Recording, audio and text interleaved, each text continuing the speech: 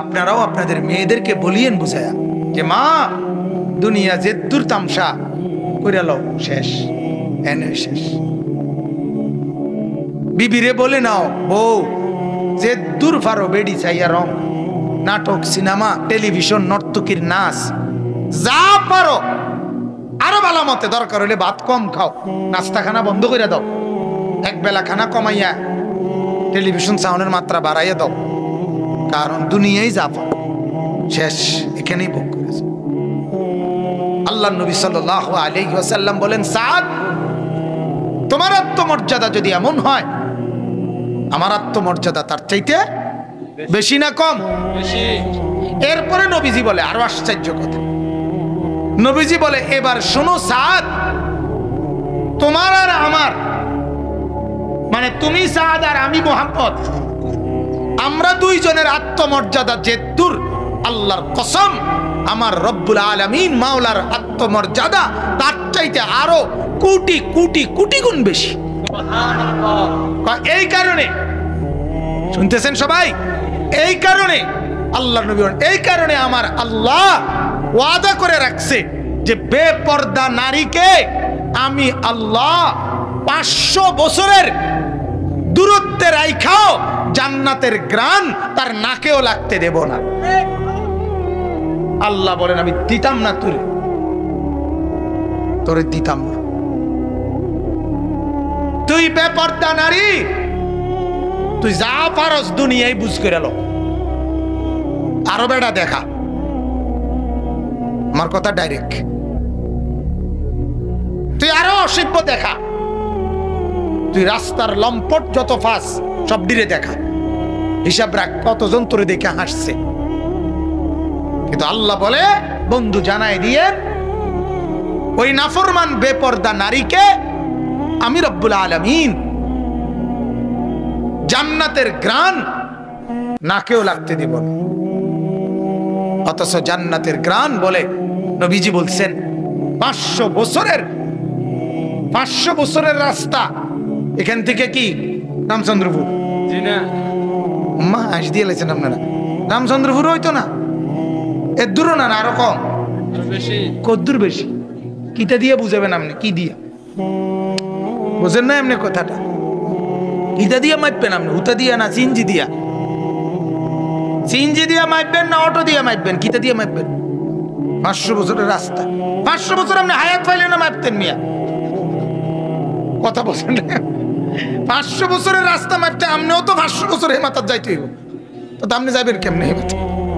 তো আপনার 500 বছর নাই বেড়া, আপনি তো 500 বছর তলে রকেট চালাইতে হইব, তাইলে না আপনি জেনে গিয়ে পৌঁছবেন, বুঝছেন না আপনি কথাটা? ঠিক আছে আপনি রকেট দিয়ে চালাইলেন, কিন্তু 500 বছর তো কি করতে হইব আপনার চালাইতে হইব। যাই হোক বুঝাইলাম আর কি, 500 বছরের রাস্তা আল্লাহ নবী বলেন দূরে থাকতেই জান্নাতের গ্রান নাকে লাগে।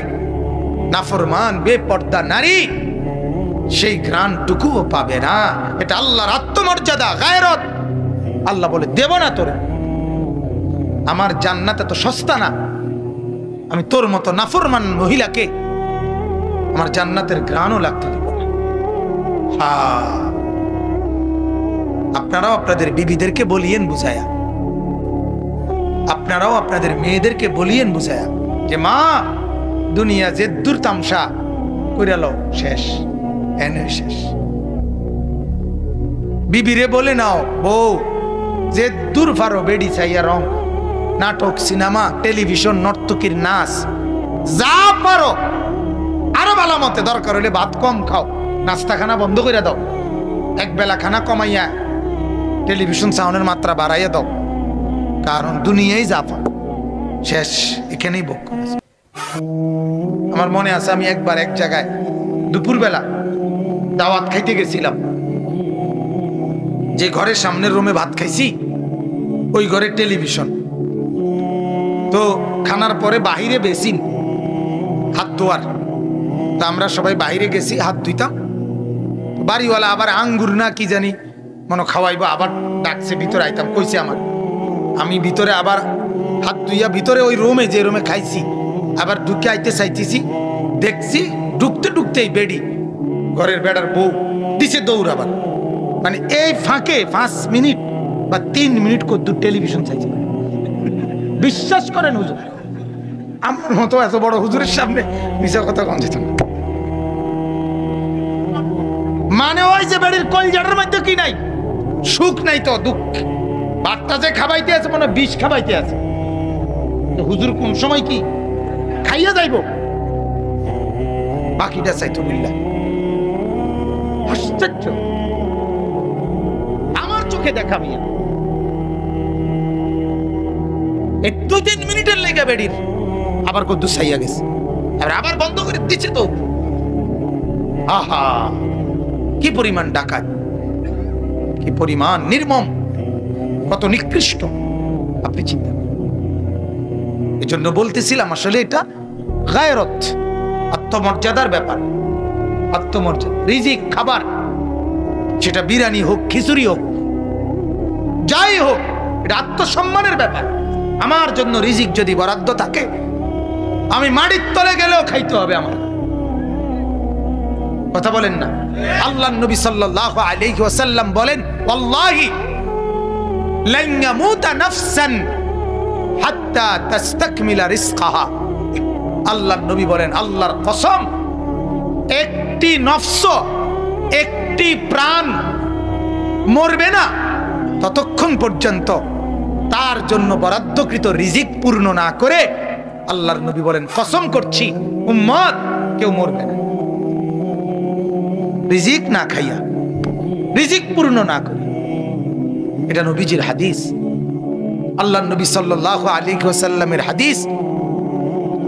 ইন্নার রিজকা লা ইয়াতলুবুল আবদা কামা ইয়াতলুবু আজালু। নবীজি বলেন, কোন ব্যক্তিকে রিজিক এভাবে তালাশ করে বাহির করে, কারো মৃত্যু তাকে যেভাবে তালাশ করে বাহির করে। মৃত্যুকে খবর দিতে হয় না আপনারা নিজে আইয়ে? কথা কন না? কুল ইন্নাল মাউতাল্লাযী তাফিরুনা মিনহু ফাইন্নাহু মুলাকীকুম। যেটা আমার কারো নকল শুননা, আমার মনের আবেগে মাঝে মধ্যে আমি 2 শব্দ টানি। তো আল্লাহ তাআলা বলেন, ও নবী বলেন, বলে দেন পৃথিবীবাসী, ইন্নাল মাউতাল্লাযী তাফিরুনা মিনহু, মৃত্যু থেকে তুমি যেখানেই পলায়ন করো না কেন, ফাইন্নাহু মুলাকীকুম, মৃত্যু তোমার সাথে সাক্ষাৎ করবেই করবে। তুমি কোন লাগতো না, মৃত্যু নিজেই আসবে। আসবে কিনা বলেন না? আইসিইউর ভিতরে থেকে তোমারে নিয়ে আসবে। আইসিইউর রুমে সবাই ঢুকতে পারে না, কিন্তু আজরাইল ঢুকতে পারে।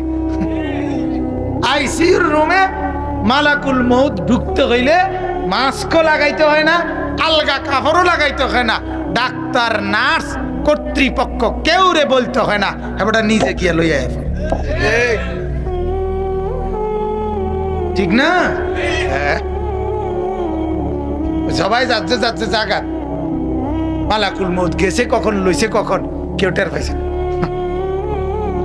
মালাকুল মউতের আল্লাহ তাআলা বলেন মৃত্যু আসবেই। তো নবীজি বলেন, মৃত্যু যেভাবে তালাশ করে বের করে রিজিক, সেভাবেই কি করে তালাশ করে বের করে। এটার জন্য জান ফানি করে লাউন, এটার জন্য মরি বাসি একেবারে যুদ্ধের ঘোষণা দেওন, যে জীবনে আছে কি যে কোনো মূল্যে শিক্ষার দরকার হলে মার ফেটেতে ফইরা যত শিক্ষার না, এত বেশি শিক্ষার হইল খিচুড়ি খাইও। জীবনে আছে কি দেখাইয়া ছাড়ুন, খিচুড়ি কেমনে খায় বেটা বাচ্চা থেকে, বিরিয়ানি খাইয়া ছাড়ুন, মরছি আর বাচ্চি। এটা এত এত কঠিন সাধনা করার বিষয় না, এত সাধনা করার দরকার নাই। এটা ফায়সালা থাকলে আসবেই আসবে, ঠিক কিনা বলেন না? আল্লাহ তাআলা কোরআনে বলেন, এটা আমি আল্লাহ আমার উপরে ফরজ বানিয়ে নিলাম, আবশ্যক বানিয়ে নিলাম। ইল্লা আলাল্লাহ, এই আলাটা ফরজের জন্য আসছে, বুঝাবার জন্য। তো আল্লাহ বলেন, শুধু রিজিক দেব এটা এরুম না, কথাটা বুঝছেন? যে তোমার ভাত তরকারি আমি দিমুই, তবে এটা এরুম না যে একখানে শুধু ঠিকানা দিয়ে রাখছি, ওইখানে ভাত তরকারি থাকে সব সময়, তুমি গিয়ে গিয়ে হেনতে ভাত লই আইবা। আল্লাহ কয় না, এটাও না, এটাও না। ওয়ায়ালামু মুস্তাকাররাহা, তোমার পূর্ণ হায়াতে তুমি কখন, কোন সেকেন্ডে, কোন মুহূর্তে, কোথায় থাকবা, কোথায় কোথায় তোমার রিজিক কোনটা পৌঁছাইতে হবে, আমি আল্লাহ কায়নাত সৃষ্টির, আসমান জমিন বানাবার কমপক্ষে 50,000 বছর আগে নির্ধারণ করে রাখছি। ওয়ায়ালামু মুস্তাকাররাহা ওয়া মুস্তাওদাআহা, শেষ পর্যন্ত তোমার দাফন হবে কোথায় সেটাও আমি আল্লাহ তাআলা আগের থেকে কি জানি। কুল্লুন ফি কিতাবিম মুবিন, আল্লাহ বলে তোমার রিজিকের সবকিছু আমি আল্লাহ সুস্পষ্ট কিতাবের মধ্যে লিখে রাখছি। কি করে রাখছি? লিখে রাখছি। তাহলে এই 6 মাসে আমি একজন মানুষের, আমি গতকালকে রাত্রে ছিলাম 2500 নারায়ণগঞ্জ, আজকে এনে আমি কথাটা বুঝছি। আমি আগের দিন ছিলাম সাতক্ষীরা, পরের দিন ছিলাম হাটহাজারী চট্টগ্রাম, এমন বয়ানেও গেছি। আগের রাত সাতক্ষীরা মাহফিল করছি, পরের রাত মাহফিল করছি চিটাগাং। তাহলে ফেরেশতা যদি শুধু আমার ভাত তরকারি ওনার হাতে দায়িত্ব দিত, উনি আমার কি পরিমাণ দমক দিল রে বেটা, বাদ দুগা লইয়া তোর ফিসে ফিসে বেটা এইভাবে ঘুরতে আছি বেটা, তাই বেটা তুই বেটা কিতা শুরু করছ বেটা, ঠিক কিনা কইব কিনা কন? বাদ দুগা নিরিবিলি খাইবি এক জায়গায় বইয়া, কি আজকে হেনে কালকে হেনে, আরে কি তোর কি শুরু করছিস বেটা তুই আমারে বেটা, আমার আর কাম নাই, আমি বুঝি তোর বাতলে লইয়া হাঁটুম সারা দুনিয়া। আল্লাহ তাআলা বলে বান্দা ফেরেশতা চিন্তা করতে হয় না, আমি এটা আগেই ঠিক করে রাখছি। সাতক্ষীরায় তোমার রিজিক কি, চিটাগংয়ে তোমার রিজিক কি, কখন তুমি থাকবে কোথায়, খাবে কোথায়, কি খাবে না খাবে, আল্লাহ বলেন এটা আমি আগেই কি করে রাখছি, নির্ধারণ করে। এজন্য হাত ধুইয়া ভাতের প্লেট, ভাত নিয়েও অনেকের খানা হয় না। আবার কথা নাই বার্তা নাই, এ বেটা আইনের কোনো কথাই নাই, এ বেটা খানার টাইমে আইয়া হাজির। মানুষে কিরে তুই কি আসমানতে পড়লি নি বাতের টাইমে, এইভাবে জু বুঝা কেমনে আইলি, ঠিকই না বলে তো? সব কার ফয়সালা? এজন্য জওয়ান যারা, ছেলে যারা বর্ষ বাপ, আজকের জন্য বলি না, শুধু সামনের দিনের জন্য নসিহত করলাম। ভাতের জন্য, খাবারের জন্য, একটা জিলাফির জন্য, এক প্যাকেট বিরিয়ানির জন্য, এক প্লেট খিচুড়ির জন্য বাজান নিজেকে এত ছোট বানাইও না। আমরা মুসলমান, আমরা মুসলমান, আমাদের আত্মমর্যাদা আছে, আত্মসম্মান আছে। আমরা নিজেকে একবারে এত ছোট বানাই নাই, ঠিক না। এত এত ফসাই এলাও নিজেরে, এটা ঠিক না। আল্লাহর ফয়সালা থাকলে রিজিক আসবেই, আল্লাহর ফয়সালা না থাকলে আসবে। আল্লাহ তাআলা আমাদেরকে বুঝার তৌফিক দান করুন।